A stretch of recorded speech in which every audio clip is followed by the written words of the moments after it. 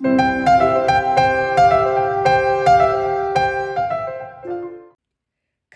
output is the volume of blood leaving the heart in 1 minute. The formula for calculating cardiac output is stroke volume times heart rate. If you remember, stroke volume is the volume of blood leaving the heart in one heartbeat. So if you multiply that with the number of beats per minute, you have cardiac output. Let's look at the relationship between stroke volume, heart rate, and cardiac output.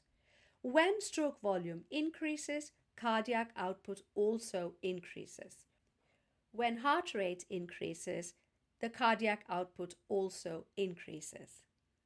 We all understand heart rate, but stroke volume is a little bit more difficult to understand.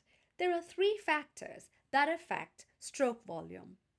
One of them is called preload. This is the amount of blood that actually reaches the ventricles. If more blood comes back to the heart, more blood will reach the ventricle.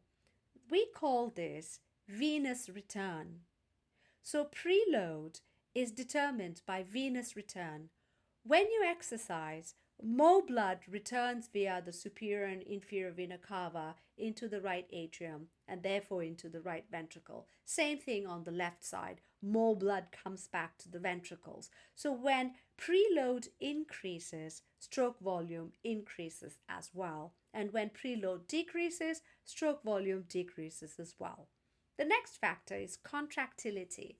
You may have noticed that when you exercise, your heart beats more forcefully.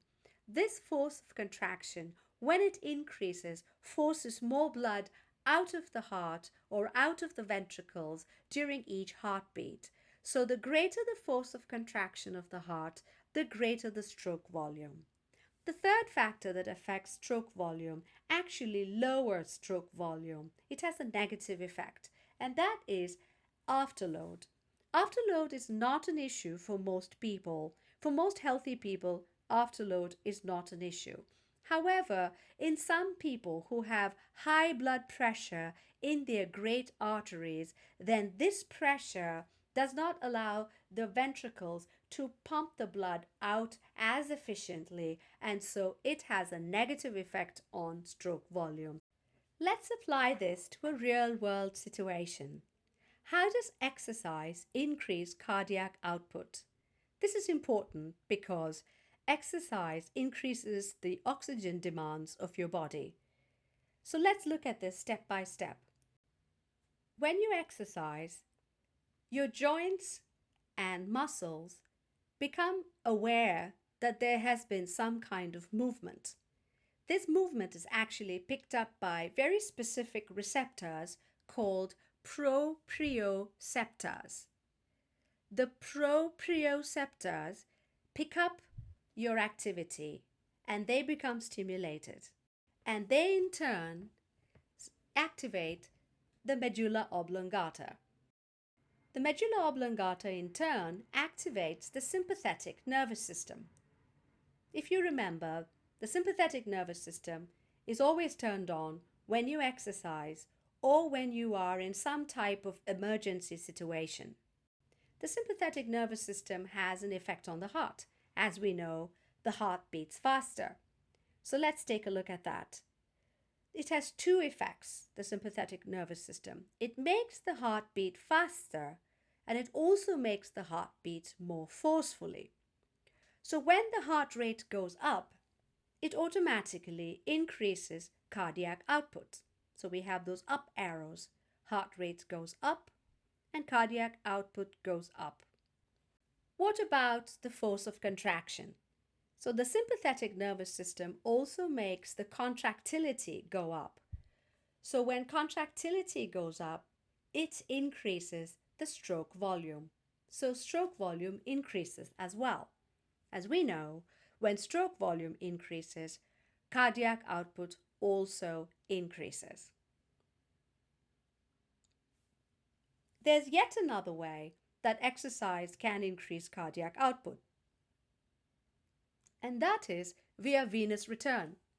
When we exercise, more blood returns to the heart, so the venous return goes up. When venous return increases, preload increases. And as we just learned, preload is a factor that positively affects stroke volume. When preload goes up, stroke volume goes up as well. So here we have it. Cardiac output goes up because heart rate goes up.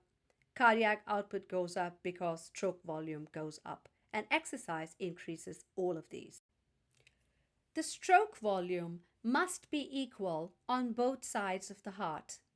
This means that the ventricular output from the right side must be equal to the ventricular output from the left side.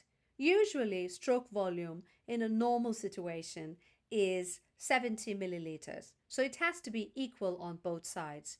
If it is not equal, then the result is edema or fluid accumulation.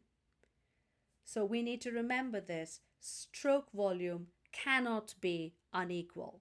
So here's an example of what happens when the right side is pumping more than the left. The right side is shown by the solid arrow and the left side is shown by the dotted arrow.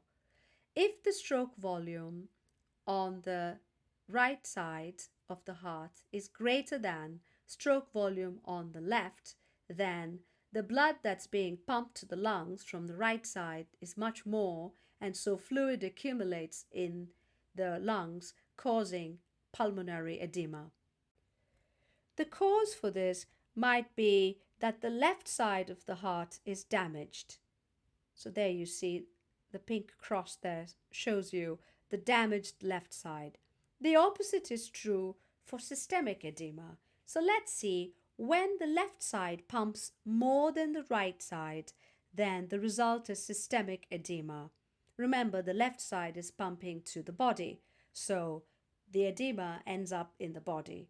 So if the stroke volume on the left side is greater than the stroke volume on the right, the result is fluid accumulation in the body, otherwise known as systemic edema. Now in this case, because the left is pumping more, the problem probably arose on the right side. So there was probably a damage on the right side of the heart. Let's imagine that you are treating a patient who has recently suffered a heart attack and now has pulmonary edema. So let's see how a heart attack can lead to pulmonary edema based on what you've just learned. So here's the heart attack, which is the real cause of the pulmonary edema. The heart attack may have affected the left side of the heart. So the left side is damaged. So damage to the left ventricle, which would lead to the right ventricular output being greater than the left ventricular output. So essentially we have unequal stroke volume.